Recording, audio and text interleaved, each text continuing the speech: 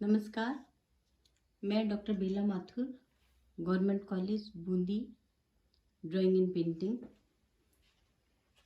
मैं आपको एमए का आधुनिक चित्रकला का इतिहास यानी हिस्ट्री और philosophy history and philosophy of modern art के बारे में पढ़ा रही थी कि किस तरह से प्रभाववाद, नव प्रभाववाद, उत्तर प्रभाववाद, इनसे असंतुष्ट होकर फाववादियों ने अपनी कला को जन्म दिया। फाववादी चित्रकारों ने एक जो आकारों में जो एटम थी, मूल रंगों का प्रयोग करके और सहज प्रवृत्तियों पर निर्भर रहकर चित्रण करने का उद्देश्य बनाया और अपना चित्रण कार्य प्रारंभ किया। फाववाद कोई विशिष्ट शैली नहीं थी। प्रभाववाद, घनवाद या कहिए कि अति यथार्थवाद के समान उसके कोई पूर्व निश्चित सिद्धांत भी नहीं थे। देखिए, जब भी कोई कलाकार कार्य करता है तो वो पहले से एक हाइपोथेसिस जो परिकल्पना लेता है, परिकल्पना सोच के नहीं चलता है। जब वो कार्य करता है तो उस क्षेत्र में आगे कुछ नयापन होता चला जाता है। संयोगवश जैसे मातिस को फाववाद का नेतृत्व करना पड़ा आगे, जैसे मैंने आपको बताया कि मातिस ने फाववाद का नेतृत्व किया, किंतु उसके सभी अनुयायियों की कला प्रतिक्रियात्मक थी। वे प्रभाववाद के प्रकाश और वातावरण से युक्त जो नैसर्गिक और जो नावी कला की वैचारिक अलंकारिकता थी उसके दासत्व से मुक्त होना चाहते थे, क्योंकि जो पूर्व में चली आ रही कला थी सब उसके दास थे, उससे मुक्त होना चाहते थे। वे चाहते थे कि कलाकृति जो है वो पूर्ण रूप से कलाकार के व्यक्तित्व की प्रतिमा हो। जैसा आपका व्यक्तित्व है वो आपकी कला में उभर के आए, अर्थात जैसे फाव चित्रकारों ने अपने व्यक्तित्व के अनुकूल अंकन पद्धति को निजी शैली का आधार बनाकर अपनी कला का विकास किया। देखिए, शैली के विचार से फाव चित्रकारों में कोई समानता नहीं थी। उससे तो उनकी अंकन पद्धति की जो भिन्नताएं थी, जो अंकन पद्धति में जो भी हमारे नयापन होता है वो चीज फाववादियों की अंकन पद्धति में आपको स्पष्ट दिखाई देने लगी। जैसे शॉर्ट में हम ये भी कह सकते हैं कि फाववाद क्या था, एक क्रांतिकारी दृष्टिकोण था। ना कोई सिद्धांत था इसका, ना कोई इसकी पूर्व नियोजित शासित कोई शैली थी।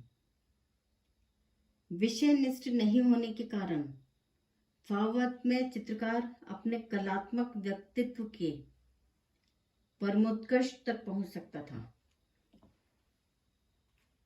ड्यूफी ने विस्मित होकर एक खरीदार से क्या कहा कि कला में प्रकृति चित्रण एक बहाना मात्र है। मोरिस देनी ने फाववाद की परिभाषा कुछ इस तरह व्यक्त की है कि फाववाद क्या है? यह एक ऐसा चित्रण है जिसका कोई बाह्य लक्ष्य नहीं है। यह केवल विशुद्ध चित्रण है। इन कलाकृतियों में कोई व्यक्तिगत विचार, दर्शन या कथन नहीं है।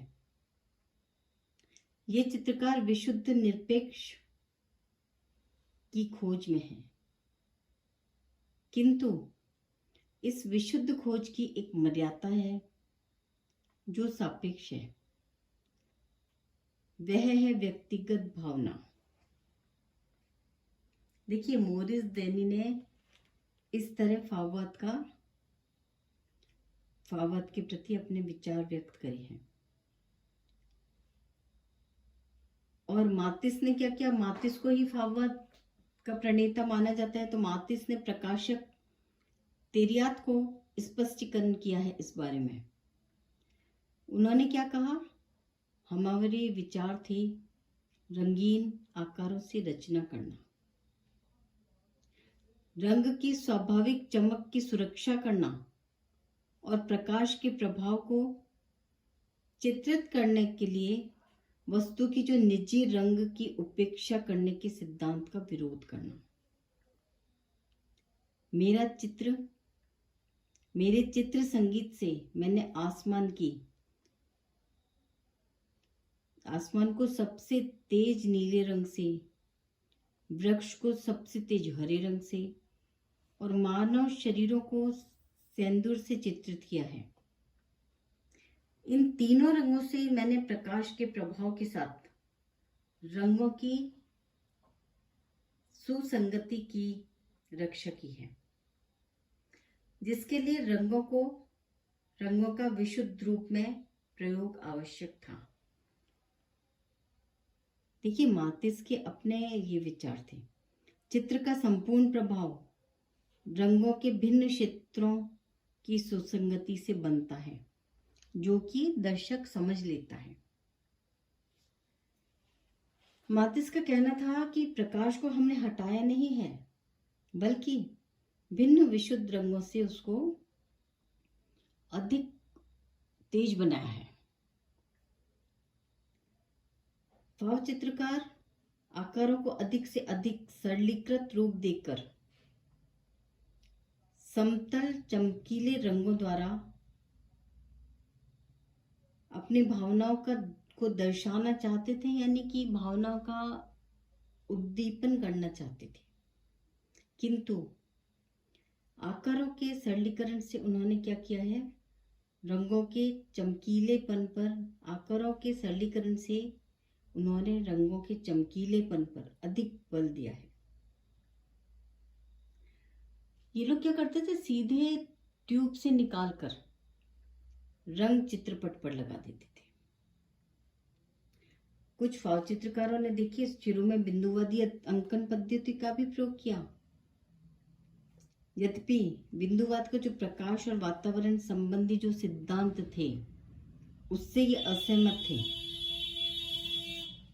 किंतु गोगवा के रंगांकन संबंधी विचारों का ज्ञान होते ही इन्होंने रंगों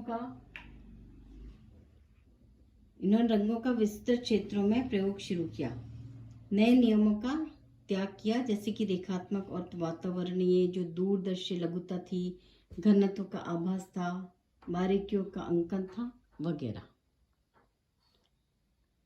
धन्यवाद। नेक्स्ट अपने वीडियो में मैं आपको आगे का बताऊंगी।